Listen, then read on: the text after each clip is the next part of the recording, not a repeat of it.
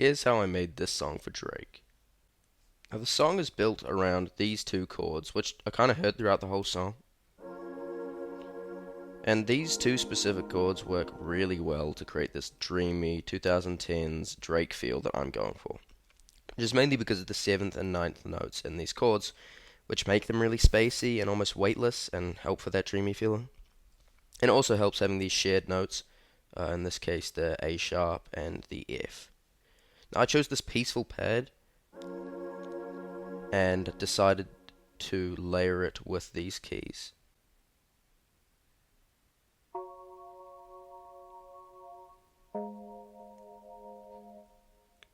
Now the pad is the main instrument in the song, but I really like how the keys kind of give a little more width in the highs and a bit more of a hit at the start.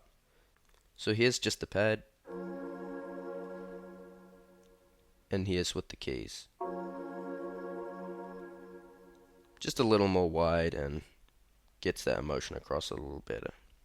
And I just have these repeating throughout the entire song as kind of just the background of the song. But because of this, they can't be too complex, but I still wanted some movement, so I had these notes to transition between the chords.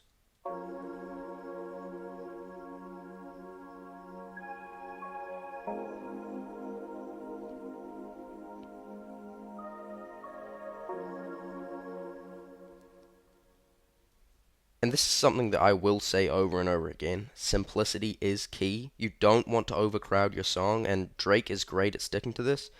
And I'll kind of explain this a little more later.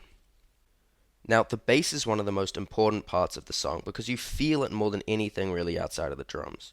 So I went with this really deep bass that you can feel even if you don't notice it. It makes the song really powerful and you almost feel it in your chest. And I like how by keeping it just to the root notes of the chords, it can do everything it needs to do without sticking out. Next we have the drums.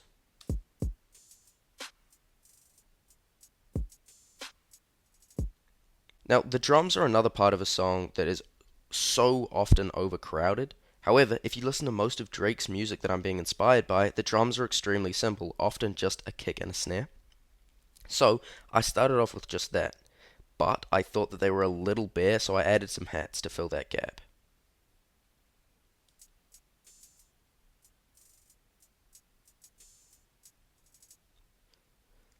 A little trick you can do with your hats is to change them up a bit. Have some slightly off beat, some slightly pitched up, some slightly pitched down, change the velocity around, and it will just add that little bit more life to them. It's far better than just having them the same constant throughout the entire song. And adding these hats are completely fine. I'm not saying that it's bad to add things, I'm just saying that everything that's added should be added consciously, and that you should never just throw things into the mix because something isn't right. Just remember that everything takes up space, but also everything needs its own space. In music, we're trying to capture emotion, and you should be able to do that without having 100 layers. I kind of like to think about it like an essay. I used to take 2,000 to 3,000 words to get my point across, but I could have easily done it in 1,000. And all that extra bloat kind of just took away from my point because it was distracting from the important stuff without adding anything new. So, it's fine for me to add these hats because they're filling a space and adding something, but not intruding any further into the space of any other instruments. Now at this point, the song's sounding pretty good.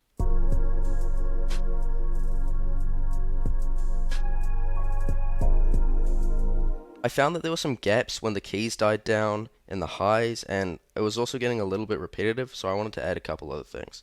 First off, I did this plug.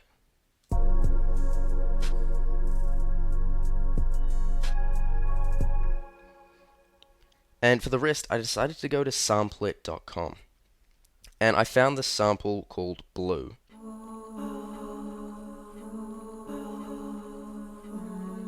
I chopped it up a little bit and played with a few sections that I liked, and I came up with this.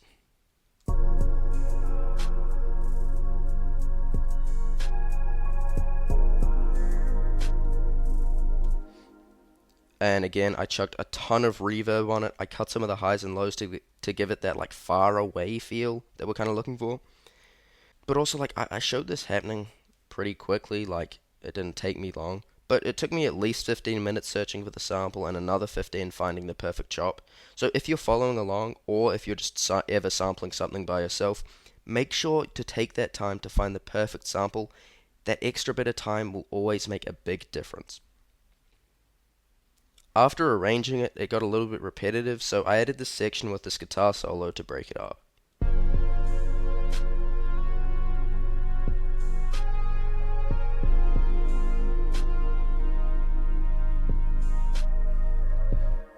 I was kind of inspired by Peak from Drake on Scorpion.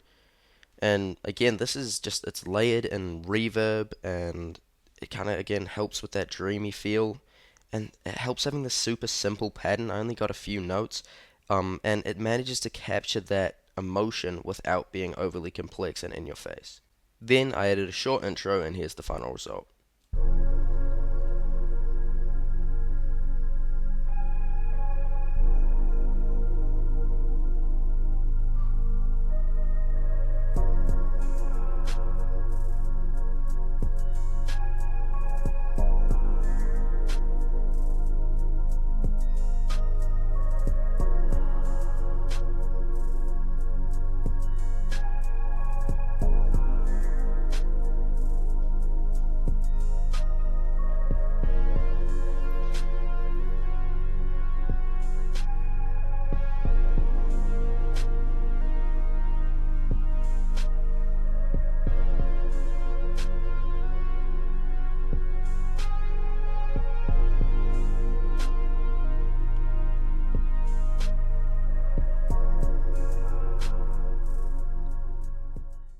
Now, I made that seem like it didn't take that long, but it is important to remember that music production is a process, and I believe that you should spend as much time as possible just making every little detail as perfect as it can be, and never being satisfied.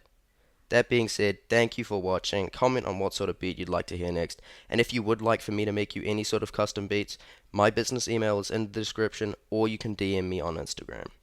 Thank you.